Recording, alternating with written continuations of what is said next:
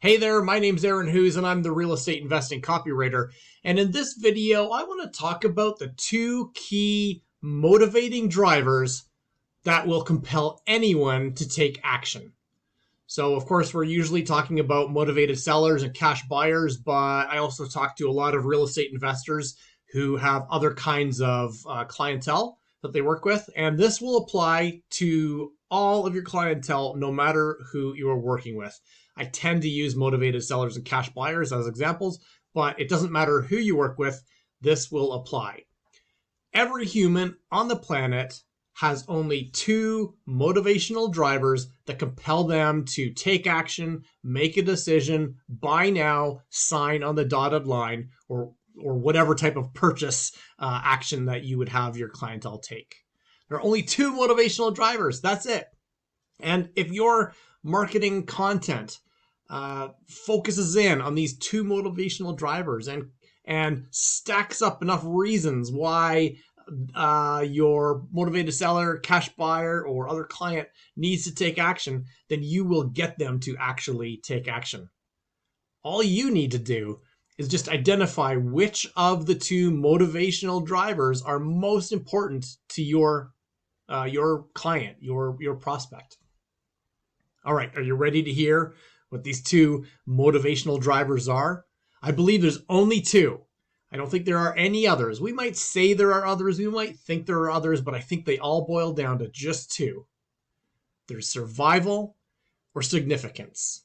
And every action, every decision that we make in life stems from one of those two. So we eat to survive, but we also eat for significance. We find a partner, a spouse, to survive, for survival of the species, but also sometimes for significance. We might buy a car to survive so we can, go to a job and maybe get from point A to point B without experiencing the rain and the snow, but we also buy a car for significance. The same for a house. We might buy a house for survival, just to shelter ourselves from the weather, but we also buy a house for significance. And depending on how much your survival driver or significance driver is firing on a specific decision, will determine, what kind of house you buy, what kind of car you buy, what kind of spouse you meet. So every decision, I believe, is compelled by one or perhaps both of these. But I think each person is making decisions based on one of these two. And as soon as you find out which one is more important to them, you can kind of focus in and stack the evidence to favor that motivating driver. Let's talk about motivated sellers and cash buyers. Get real specific to the real estate investing industry here for a minute, and talk about how survival or significance can apply to each of those audiences. So motivated sellers first. We might often think, and probably correctly, that a lot of motivated sellers are making decisions for survival.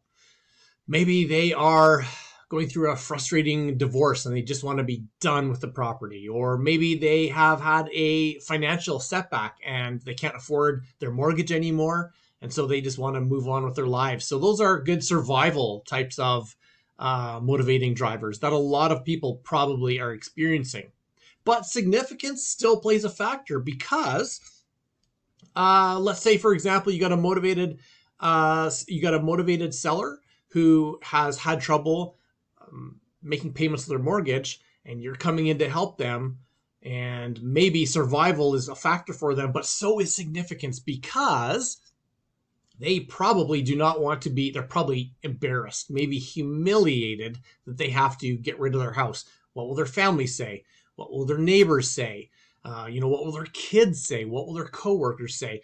And they're really embarrassed. And now they're coming to you, and they know that you might be their last resort to help them in their difficult situation. And so you can go in and help them with the significant side of things by not embarrassing them, by showing them that a lot of people make this very common strategic decision to wholesale their property to you. And that is not that that uncommon. And you might even consider giving them words and phrases that they can use when they're talking to their family and friends and neighbors and coworkers, so that they aren't embarrassed about it. So that's a great way that you can actually probably hit on both motivating drivers, helping them on the survival side, and also maybe empowering them on that significant side, so that they're able to make a decision and it satisfies both of those motivating drivers for them. All right, let's talk about cash buyers now. Cash buyers also have both the survival and the significance motivating drivers as well. Some people might have more of one than the other, but you can come in and communicate both of those to your cash buyers. So on the survival side, for example, you can go in and show them how regular, steady cash flow can take care of their bills, so that any money that they have coming in can go toward, retirement or a family vacation, and that you're actually helping them and their family survive by applying the cash flow to their bills. That's one example.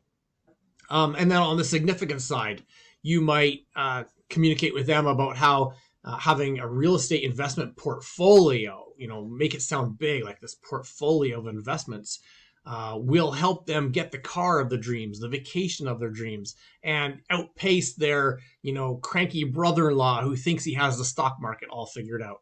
All of those are significance types of motivating factors. So it doesn't matter who you are, or who you work with. I've just used motivated sellers and cash buyers as examples, but this applies to every type of clientele that you might work with. Figure out what their survival motivating drivers are and significance motivating drivers are. Make sure you're stacking up the evidence on both of them. And then when you're talking to them face-to-face, one-on-one, figure out which one is more important to them and really hit on that specific one to help them make a decision to do a deal with you. All right, I hope this was helpful. My name's Aaron Hughes. I'm the real estate investing copywriter. And if you want more strategies and tips and tools and tactics to help you do more deals, head over to realestateinvestingcopywriter.com.